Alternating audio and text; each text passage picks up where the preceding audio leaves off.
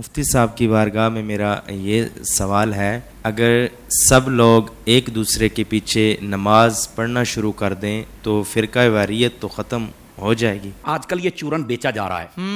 میں ایک سادہ سوال کر لیتا ہوں۔ پہلی بات، کیا قرآن و حدیث میں کہیں پر یہ موجود ہے حکم کہ اگر سب ایک دوسرے کے پیچھے نمازیں پڑھ لیں تو یہ ختم ہو جائے گا کام؟ کوئی دلیل؟ کہا جی یہ تو نہیں ہے۔ میں نے کہا نہیں ہے نا، تو پھر میری دوسری بات بتائیے۔ اگر کسی بندے کی قراءت ٹھیک نہیں، یعنی وہ قرآن صحیح نہیں پڑھ سکتا، اس کے پیچھے نماز ہو جائے گی؟ بولے نہیں، اس کے پیچھے تو نماز نہیں ہوگی۔ تو میں ایک سادہ بات کہنے لگا ہوں، سارا سمجھ آ جانا چاہیے۔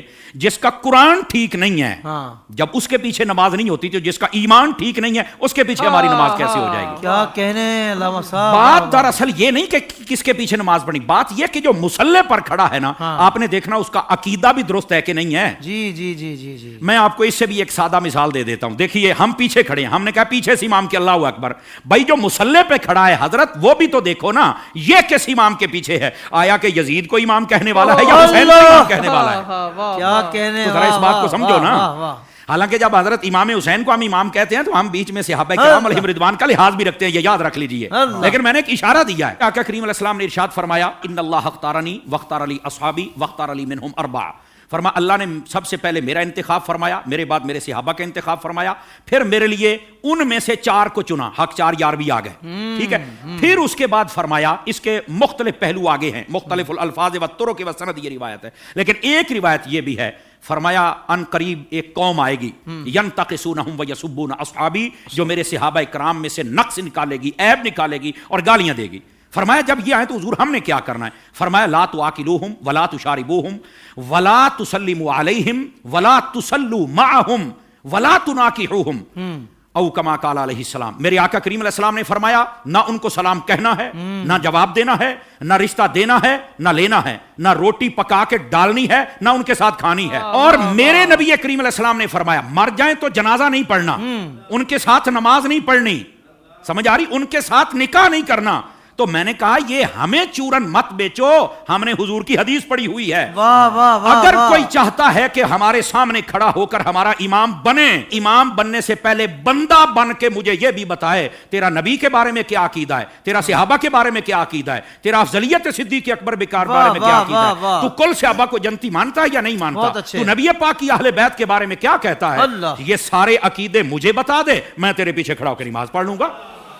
کیا کہنے، کیا کہنے۔ ویسے یہ جو نمازوں کا شوق ہے نا، میں صرف اتنی بات بتا دوں بھائی جان، یہ ترمذی شریف میں روایت موجود ہے، ایسی روایات جب آتی ہیں تو پھر بیٹھ جاتے ہیں کیڑے مکوڑے، یتیم العلم یزید الفکر، وہ بیٹھ کے کہتے ہیں کہ نہیں یہ یوں نہیں، یہ یوں نہیں، یہ ٹھیک نہیں۔ میں نے کہا حضرت جب آپ کی اصل ہی ٹھیک نہیں تو آپ کو یہ بات کیسے سمجھ آئے گی؟ نبی پاک علیہ السلام تشریف فرما ہے، ایک شخص آ گیا، اس نے کہا حضور فلاں شخص فوت ہو گیا، جنازہ پڑھانا۔ فرمایا ہم نے نہیں پڑھانا اس کا، حالانکہ مشکات شریف پڑھ لو، حضور نے فرمایا جب کوئی فوت ہو جائے مجھے بتا کرو، جنازے میں پڑھاؤں گا۔ جی آپ اس بات کا اظہار فرمایا کرتے تھے کہ جنازہ میں نے پڑھانا، میں نے مفہوماً و مختصراً بات سنائی ہے، اس کا جنازہ کیوں نہیں پڑھا؟ جب سوال پوچھا گیا تو آقا کریم علیہ السلام نے فرمایا، انہ کان یبغض عثمان ابن عفان، یہ میرے عثمان سے بغض رکھتا ہے۔ جب حضرت عثمان کے بغضی کا جنازہ نہیں پڑھنا تو بتاؤ پھر ابو بکر کے بغضی کا جنازہ ہم کیسے پڑھ لیں؟ بتائیے کیسے ہم ان کے پیچھے نمازیں پڑھ لیں اور ان کے آگے کھڑے ہو کر ان کے جنازے پڑھائیں اور ان کے ساتھ ہم پیار کی پینگیں چڑھائیں اور ہم ان کو جفیاں ڈالیں؟ بھائی ان سب کو سمجھنا چاہیے، یہ ڈائریکشن ہے سیدھی سیدھی سڑک، یہ شفاعت نگر کی ہے، اس سڑک پر آ جائیں جس کا نام راستہ اہل سنت ہے، ہم تمہارے پیچھے کھڑے ہو کر نمازیں پڑھنے کے لیے تیار ہیں۔ تو جب عقیدہ ہی واضح نہیں ہے تو آڈی پنجابی کہندے نے ویکھ کے زہر تو کوئی نہیں پیندا۔ حضور شاہ صاحب ہماری پنجابی ویکھ کے زہر تو کوئی نہیں پیندا، تو پھر ہم تو نہیں پی سکتے۔ ویسے اگر کسی کو زیادہ شوق ہو نا، بس نہیں وہ قرآن پڑھتے ہیں تو چھوڑو جی چھوڑو، داڑھی بھی ہے تو چھوڑو جی چھوڑو، مصلی پہ ہے، تو میں نے کہا آبا صاحب اللہ کی تفسیر اٹھا کے دیکھ لے، یہ تیرا شوق بھی پورا ہو جائے گا۔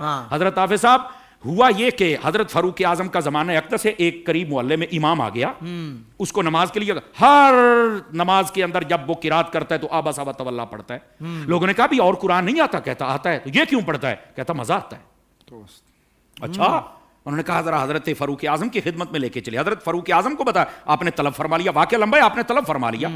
آپ نے جب طلب فرمایا تو آپ نے کہا کیوں پڑھتا ہے؟ کہتا ہے مجھے نا اصل میں مزہ آتا ہے، اس لیے کہ اس میں معاذ اللہ اس کی سوچ دیکھو، پڑھ سب کچھ رہ گئے لیکن سوچ دیکھو اس کی۔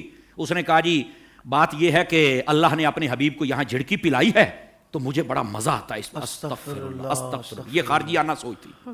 سمجھ آ رہی ہے میری بات کی؟ یہ توہین کی سوچ تھی. یہ کامل و اکمل لوگوں کا یہ شیوہ ہی نہیں ہوتا. اور ایسی جو ہمارے سامنے مثالیں ہوتی ہیں نا وہ ہمیں سمجھنے کے لیے مثالیں ہوتی ہیں. اور پھر ایسے لوگوں کا حشر کیا وہ بھی سننا ذرا. ٹھیک ہے. حضرت فاروق اعظم نے اچھا تجھے مزہ آتا ہے؟ کہا بالکل. آپ نے تلوار منگائی اور 2 ٹکڑے کر دیے اس کے. آپ نے فرمایا والضحیٰ پڑھ کے تجھے مزہ نہیں آتا؟